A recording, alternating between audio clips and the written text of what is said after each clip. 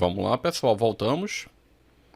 Hoje vamos falar sobre boas práticas que você pode aplicar dentro da ferramenta eFlow.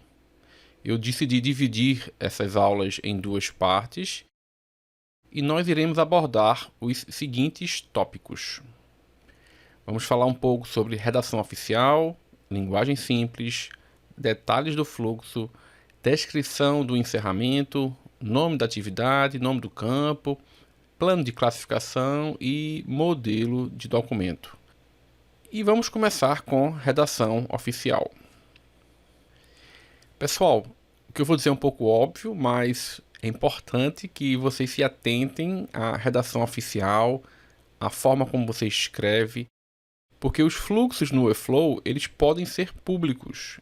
Dependendo da forma como você constrói, o cidadão ele vai acessar esse fluxo. Então, fique atento à redação oficial, tanto para nome de campo, nome de fluxo, nome de atividade. É muito importante que vocês revisem o conteúdo que vocês têm no eFlow para não cometer erros. E eu estou enfatizando isso porque a gente recebeu muitos fluxos com alguns erros específicos. E quando isso acontece, a gente precisa pedir para que o LPI refaça ou corrija os fluxos que têm essas falhas. Um exemplo que eu coloquei aqui de como você pode fazer um nome de um fluxo seria esse que vocês estão vendo na tela, que é a declaração de vale transporte. E algumas formas que a gente pede para não fazer é o seguinte: é não colocar, por exemplo, tudo com letra maiúscula, ou então colocar a primeira letra de cada palavra em maiúsculo. Por quê? Porque a gente quer tentar padronizar os fluxos, fazer com que eles tenham o mesmo estilo, independente do órgão que está criando. Uma outra coisa importante é para não colocar o nome do órgão dentro do fluxo. E mais para frente eu vou mostrar a vocês porque não precisa disso também, tá bom? Vamos lá, próximo slide. Pessoal, quando a gente pede para vocês escreverem o conteúdo de vocês com uma linguagem simples, a gente não está pedindo à toa. Isso faz parte de um inciso do artigo 5º da Lei 13.460. Para quem não conhece, a Lei 13.460 ela protege o usuário dos serviços públicos.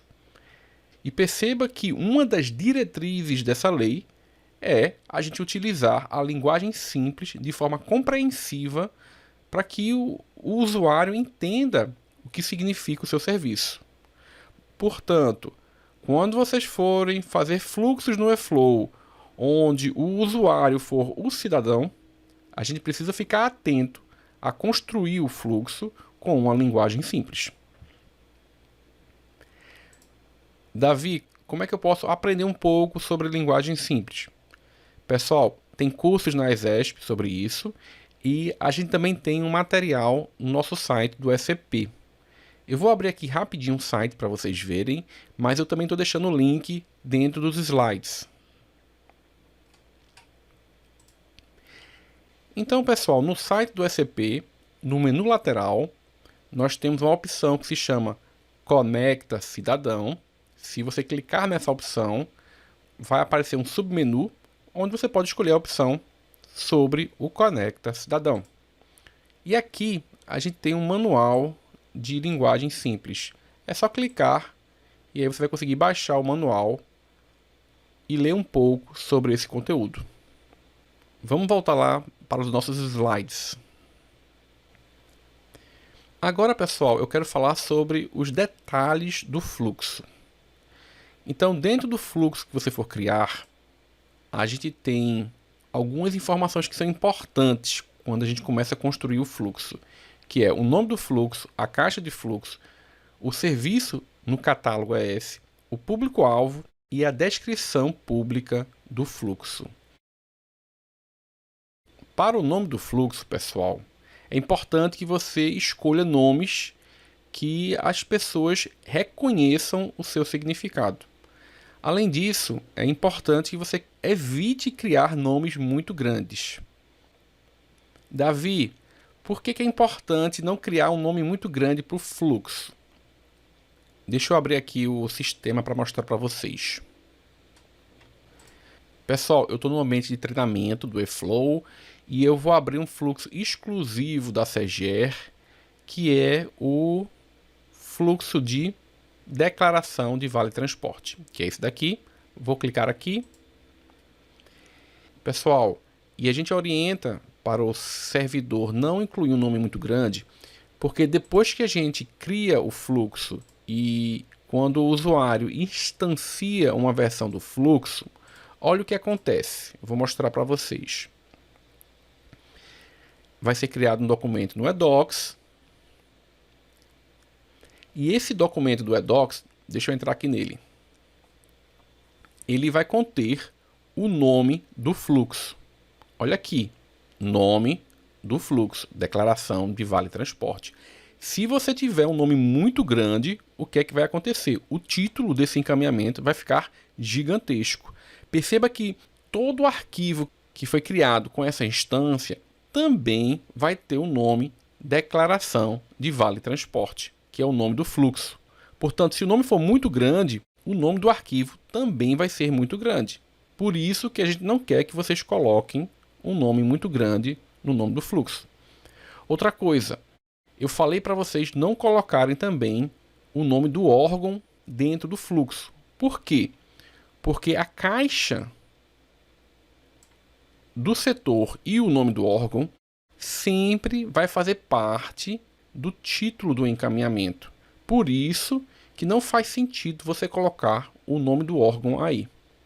Entenderam? Vamos lá, vou voltar para a apresentação.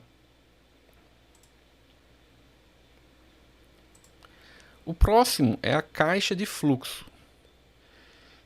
E o fluxo ele deve ficar com o responsável para operacionalizar o fluxo. E estava acontecendo de ter alguns fluxos que não estavam no setor correto. Deixa eu mostrar para vocês onde é que isso fica na parte administrativa do eFlow. Eu vou abrir aqui o eFlow, pronto. Então, naquele caso de declaração de vale transporte, ele é um fluxo que pertence à caixa de fluxo GRH. Ou seja, caixa de fluxo é o setor dentro de um órgão. O que acontece se esse fluxo, declaração de vale transporte, estivesse em um outro setor? O que iria acontecer é o seguinte, é que todo documento teria o nome do outro setor. Imagina só, o cidadão ou então o próprio servidor usando o eFlow, achando que aquele serviço é do GRH, do Grupo de Recursos Humanos, mas em vez de ele ver GRH, ele vai ver um outro nome. Então é importante que quando vocês criem fluxos, eu vou mostrar para vocês onde é que fica.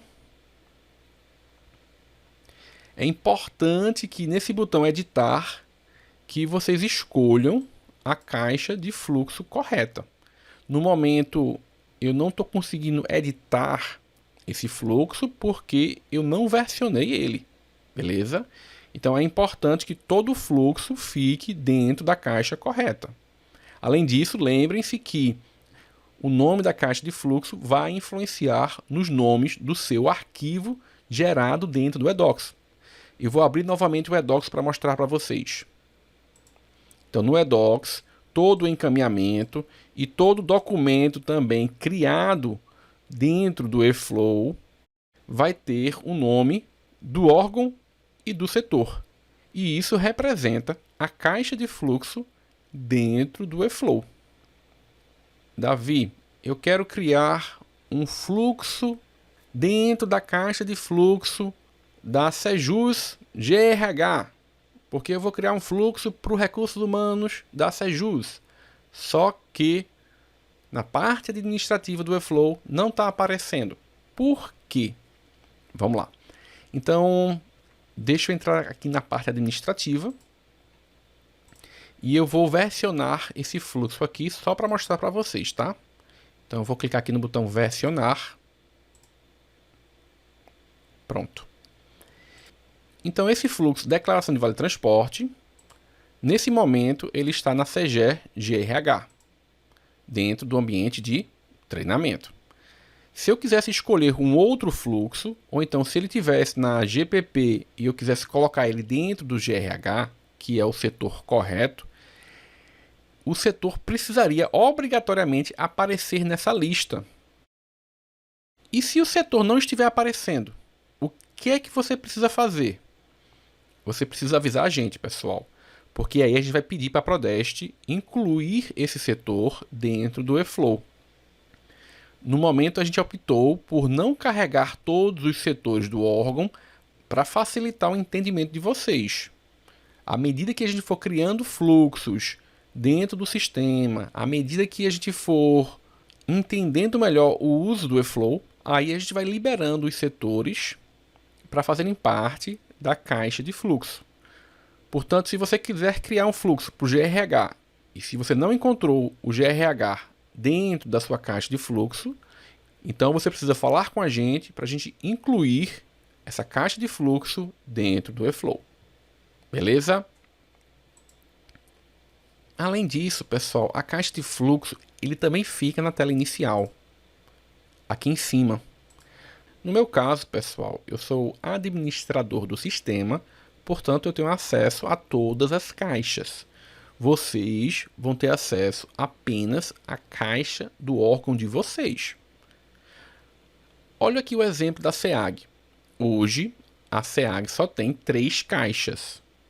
Se eles quisessem criar um fluxo para o GRH, eles teriam que falar com a gente e a gente vai e inclui esse setor dentro da caixa de fluxos. Lembrando que os setores, para serem incluídos na caixa de fluxo, eles precisam, obrigatoriamente, existir dentro do organograma do órgão. Caso contrário, seria impossível incluir o seu setor aqui dentro, tá bom? Vamos voltar lá para os slides. Portanto, é isso, pessoal. Certifique-se que o fluxo esteja dentro do setor correto e não crie fluxos nos lugares errados. Tá um pouco redundante isso, mas é porque é muito importante, tá bom? E se você precisar, solicite também para a gente incluir um novo setor dentro da caixa de fluxo. Vamos lá, próximo slide. Vamos falar agora sobre a descrição pública do seu fluxo. Esse campo, dentro da parte administrativa do eFlow, ele fica na opção editar dentro de cada fluxo. Então aqui dentro nós temos uma descrição pública. E é muito importante que essa descrição pública, que ela descreva corretamente para que serve esse fluxo. Além disso, a gente também precisa que vocês coloquem um contato, tá bom? Vou colocar aqui embaixo para vocês verem. No caso desse fluxo de declaração de vale transporte, a gente colocou da seguinte forma. Para mais informações, entre em contato com o GRH pelo e-mail grh@cege ou então pelo seguinte telefone. Vamos voltar para os slides. Pessoal, só mais uma observação. Por que incluir um telefone e um e-mail para contato é tão importante? É importante porque se o cidadão, se ele não souber para quem ligar, ele vai ligar para a pessoa errada. Ele vai ligar para o LPI, que às vezes construiu o fluxo, mas não sabe como operacionalizar o serviço. Ou então ele vai ligar para a Prodeste, que desenvolveu o eFlow. Ou então ele vai ligar para a gente na SEGER, que faz gestão. Enfim, se não tiver um telefone para contato ou então um e-mail, o que vai acontecer é que o cidadão ele vai se esforçar para procurar uma pessoa para falar, para tirar uma dúvida, e vai acabar que ele vai tirar dúvida com a pessoa errada. Portanto, hoje é obrigatório você colocar ou o telefone ou o e-mail para contato. De preferência os dois. Beleza? Vamos lá, continuando. Pessoal, eu também queria falar sobre a descrição de encerramento. Então, toda descrição de encerramento, ela precisa ter uma mensagem de sucesso, o link do eDocs e um contato para dúvidas. Deixa eu mostrar para vocês onde é que fica isso. Então, no fluxo do Webflow, pelo menos a gente vai ter essas etapas: o início do fluxo, o encaminhamento do pedido e o encerramento do fluxo. Quando eu falo sobre a descrição do encerramento, ela fica nessa atividade aqui, que é encerrar fluxo. Eu vou entrar nela agora. Olha que legal. É esse texto aqui que eu estou falando. Então, a gente sempre está pedindo para os órgãos colocarem uma mensagem de sucesso, que no caso foi essa daqui, para esse fluxo. Colocarem também o encaminhamento do protocolo, porque é esse número que vai ajudar o cidadão a entender como ele pode acompanhar o seu pedido. Além disso, a gente também pede para colocar um link do encaminhamento. Perceba que o primeiro item representa o número do protocolo. Já o segundo representa um link que pode acessar o protocolo. Para você fazer isso, você precisa hoje manualmente clicar nesse botão adicionar protocolo eDocs, encaminhamento e link com o protocolo para o eDocs. Depois disso, você precisa selecionar, copiar, clicar nesse botão aqui, inserir link, e colocar a mesma variável dentro do campo URL. E depois clicar no botão salvar. Aí sim, você cria um hiperlink que contém o link para acessar o protocolo. Ficou um pouco redundante, não foi? Eu vou fazer o seguinte, eu vou apagar isso aqui, vou cancelar e vou mostrar para vocês como é que ficou. Então, no Webflow, quando a gente encerra um fluxo, no caso especificamente daquele fluxo que eu fiz, a gente colocou uma mensagem para comunicar para o usuário que o pedido foi solicitado, ou seja, uma mensagem de sucesso. A gente também colocou uma outra variável, que é o protocolo do eDocs, e assim o usuário consegue acompanhar o seu pedido. E para ajudar ainda mais, a gente colocou também um link, um hiperlink, mas para ele ficar azulzinho, de forma que quando você clicar nesse botão, automaticamente entra no eDocs. Aí você precisa fazer aquilo que eu acabei de ensinar para vocês, tá bom? Deixa eu voltar aqui na parte administrativa do Webflow. Então, o que foi que eu fiz? Eu, primeiro, cliquei nesse botão, encaminhamento, link com protocolo, selecionei, Ctrl C para copiar, clico no link, coloco o mesmo texto dentro do campo URL e clico no botão salvar. Embora eu esteja vendo uma variável com link, quando entrar em produção, vai aparecer o caminho completo, da forma que eu mostrei para vocês. Deixa eu apagar isso aqui novamente, vou apertar cancel. Ah, e outra coisa, na mensagem final, a gente também tem que colocar o contato, tá bom, pessoal? Olha aqui. Para mais informações, entre em contato com o GRH. Deixa eu voltar lá para o meu encaminhamento que eu fiz. Novamente, é importante colocar um contato na finalização, porque quando a gente finaliza, o usuário nem sempre consegue perceber como é que ele faz para acessar o contato que ele viu na hora que ele estava preenchendo o formulário. E assim, se a gente coloca no final também, então aparece para ele ver, para que se ele quiser no último momento copiar o texto e entrar em contato com alguém, aí fica disponível aí para ele. Mas, vocês que estão assistindo o curso, lembre-se que você pode simplesmente clicar nos links e aí você consegue ver o que é que você preencheu aqui no Webflow. Beleza? Deixa eu voltar para os slides. Pronto, pessoal, é isso. Nós terminamos aí a primeira parte dessas aulas de boas práticas do Webflow. Obrigado pela sua atenção e até a próxima.